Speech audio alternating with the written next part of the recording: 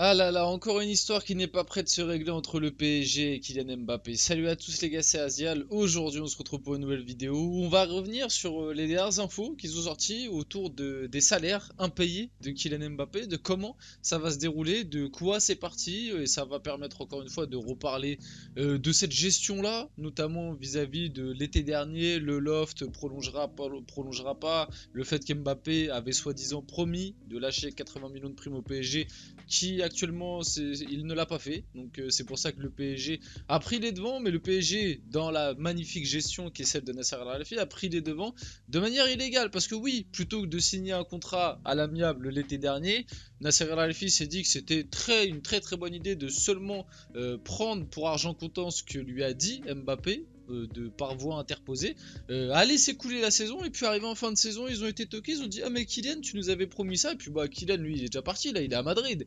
Donc bah on se retrouve dans une situation où on s'est encore une fois bien fait avoir. Bien évidemment, avant que la vidéo commence, n'hésitez pas à la liker, à commenter, à partager et à vous abonner, ça fait toujours plaisir et ça aide pour le développement de la chaîne.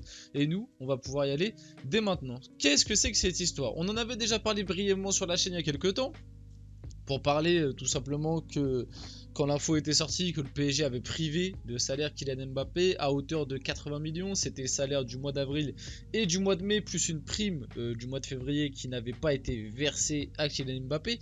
Bien évidemment, on l'avait dit, je vais le rappeler dans cette vidéo, que c'est tout à fait illégal. Quand un contrat est signé, le club et enfin tous les partis doivent respecter ce contrat-là. C'est pas parce que le PSG se sent lésé, j'ai envie de dire, bah c'est bien fait pour vous par rapport à cela. Autant j'ai beaucoup tapé sur Mbappé par rapport à pas mal de choses, mais par rapport à cette histoire de contrat, de 80 millions de primes, etc. La seule chose que tu peux reprocher à Mbappé, c'est d'avoir fait une promesse qu'il ne va pas tenir. Mais bon, ça on est habitué avec Mbappé. De toute façon, on est en train de le remarquer en ce moment. Pour dézinguer le PSG et prendre tout ce qu'il y a à prendre, de toute façon, comme nous l'avait dit sa maman, hein, si on aurait pu prendre 10 milliards, on les aurait pris. Et bah, on est en train de remarquer que bah, c'est pas des paroles en l'air par rapport à cela. Donc c'est la seule chose que tu veux reprocher à Mbappé finalement, c'est d'être un peu parti comme un voleur, hein. L'histoire des 80 millions qui lui a permis de sortir du loft, en plus de apparemment l'aval de Luis Campos. En même temps c'est normal, hein. Luis Campos il a été placé au PSG grâce à Kylian Mbappé, donc encore heureux que Luis Campos ait été l'un des premiers à dire oh, ce serait bien de sortir Mbappé du loft. Et apparemment il y aurait aussi eu Luis Enrique l'été dernier qui aurait milité pour qu'Mbappé sorte du loft. Je trouve ça quand même assez drôle de savoir ça et que Mbappé nous apprenne ça, sachant que toute la saison on a fait que de critiquer Luis Enrique par rapport à sa gestion de Kylian Mbappé. Et en plus de ça, pour un mec qui s'est fait sortir du loft par son entraîneur, je trouve que dans pas mal de prestations et pas mal d'attitudes vis-à-vis de ses sorties, etc., je trouve qu'il ne lui a pas forcément rendu. Parce que plusieurs fois, Mbappé, vous pouvez me sortir ce que vous voulez, mais plusieurs fois, avec des posts Instagram, avec des réactions sur le banc ou des réactions lors de ses sorties, il a mis le feu et il a mis les projecteurs sur Luis Enrique. Et c'est pas, on va dire, c'est pas la gratitude d'un mec qui t'a aidé à sortir du loft. Tu lui as pas rendu ce qu'il t'a donné au début de l'année. Bref, pour revenir sur le sujet de base, donc l'histoire des 80 millions, bah déjà moi je vous ai toujours dit, vous pouvez aller voir toutes mes anciennes vidéos qui parlent de ça, je vous ai toujours dit que ça sentait la douille à plein nez, parce que déjà je vous avais expliqué que je ne voyais pas comment c'était plausible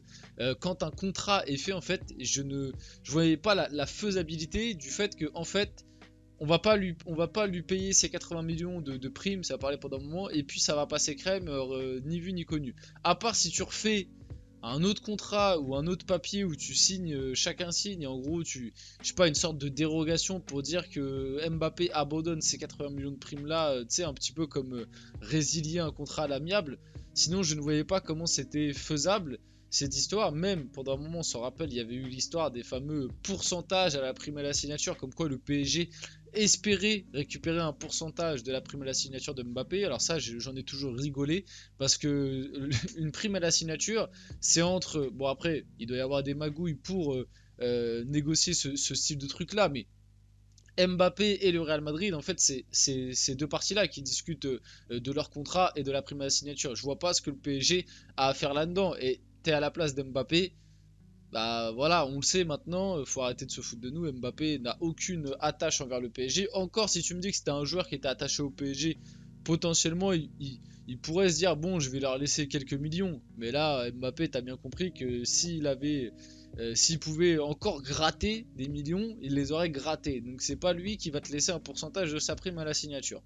Donc bon, malgré tout, c'est de la faute de Nasser Al-Khelaifi et de la gestion parisienne de l'été dernier, parce que en fait, j'arrive pas à comprendre comment on peut être aussi naïf pour croire juste parole, parole. Après bon, on sait normalement il y a le fameux gentleman agreement dans ces business là où quand tu dis quelque chose, on va dire de parole d'homme à homme, tu vois, quand tu dis quelque chose en face avec quelqu'un, tu le respectes parce qu'en fait c'est dans les hauts business, souvent ça fonctionne comme ça, où en gros les paroles valent plus enfin les mots valent plus que de l'écriture, que des contrats, etc. pour certains trucs.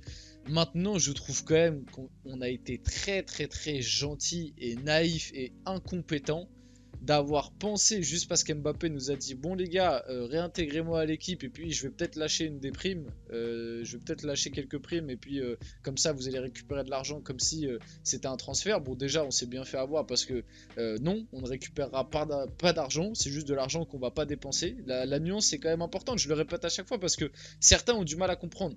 Les 80 millions de primes d'Mbappé, c'est pas 80 millions que Mbappé va donner au PSG, c'est 80 millions que le PSG ne va pas donner à Mbappé. C'est pas la même chose. C'est pas. En gros, c'est de l'argent qui ne va pas sortir du compte du PSG. C'est pas de l'argent qui va venir dans le compte du PSG. C'est comme toi, si demain tu as 1000 euros sur ton compte et qu'on te dit bon bah tu vas pas payer la prime de 100 euros, tu vas pas récupérer 100 euros. Tu vas garder tes 1000 euros. Par contre, si tu dois payer ta prime de 100 euros, une prime de 100 euros, et bah tu vas passer à 900. La nuance, elle est importante en fait. C'est juste que le PSG va garder ses comptes comme à l'heure actuelle. Bon, dans tous les cas, la prime, je pense qu'on va la payer. Oui, du coup, ça révèle bien la gestion catastrophique du PSG, se dire que juste parce qu'Mbappé a dit ça, ça allait être pris pour argent comptant. Au final, le PSG se retrouve lésé parce que là, on arrive sur la fin de saison. Mbappé est déjà quasiment au Real Madrid. Enfin, il a quitté Paris. Là, c'est fini, on le reverra plus. Et puis, il a toujours rien donné. Donc, le PSG a pris les devants. Enfin, le PSG n'a toujours pas versé les salaires d'avril et mai, ni une prime de février à Kylian Mbappé. Les avocats des deux parties se rejettent la responsabilité. La commission juridique de la LFP pourrait trancher ce différend. Et attention au PSG à ne pas trop jouer avec le feu avec ça, à ne pas vouloir aller trop loin pour récupérer 80 millions. Moi, je serais limite d'avis.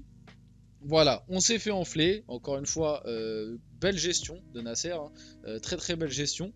Ça va vraiment jusqu'au bout du dossier. Moi, je serais d'avis.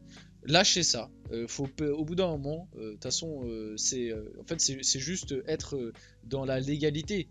Faut payer le salaire de Mbappé, faut lui payer ses salaires, les 80 millions, voilà, faut lui donner. Et puis au bout d'un moment, bon vent, c'est bon. Moi, je ne veux plus entendre parler de ce mec. Je n'ai pas envie, en fait, que le club ait des soucis supplémentaires, qu'on aille au tribunal, qu'on risque des sanctions parce qu'on n'a pas donné les 80 millions à Mbappé. Au bout d'un moment, faut aller, voilà, faut passer le cap, faut lui donner son argent, puisqu'il a tellement envie de le récupérer et que voilà, il aime tellement le club qu'il va nous saigner jusqu'à la fin, hein, comme on nous a vendu tout le storytelling là sur les 2-3 dernières années. Voilà, c'est un amoureux du PSG, c'est son club de cœur. Le Real Madrid c'est son club de rêve, mais le PSG c'est son club de cœur.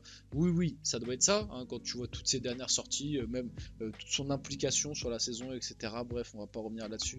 Juste arrêtez de nous raconter des bobards, arrêtez de nous faire croire que ce mec est parfait, que c'est que le PSG les méchants de l'histoire.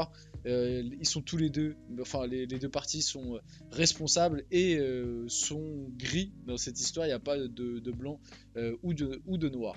Bon, on va passer un petit peu à la suite parce que c'est pas tout niveau argent, parce que Marquinhos, au nom de son équipe, donc au nom des autres joueurs du PSG, a réclamé 300 000 euros au PSG. Il s'agit d'une prime que les joueurs auraient négociée d'un accord oral la saison dernière, donc finalement un petit peu le même accord que Mbappé et le club, quoi. Al-Khelaifi n'aurait jamais voulu valider cet engagement après la piètre saison 2022-2023. Pareil, cette information, je la trouve folle, quoi, que Marquinhos vienne réclamer une prime de 300 000 euros à se répartir entre les joueurs pour la saison 2022-2023 qui a été absolument catastrophique. C'est au bout d'un moment, les gars, remettez-vous en question, quoi, restez à votre place. Alors bon, je sais pas, peut-être que c'est quelque chose qui a été négocié, bah voilà, par voie orale, qu'au début ils ont donné leur accord, mais c'est pareil, c'est pas de trucs signés sur papier, c'est très dur à quantifier. Bref, franchement, je sais pas. Honnêtement, en ce moment, j'en ai juste marre.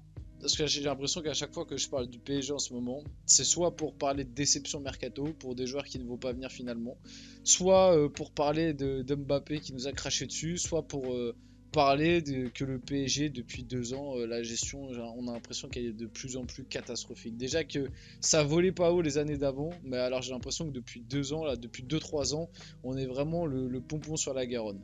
Bref, on va finir la vidéo là-dessus. J'espère que cette vidéo vous a plu. Si c'est le cas, n'hésitez pas à la liker, à commenter, à partager et à vous abonner les gars. C'était Asial et on se retrouve très rapidement pour une prochaine vidéo.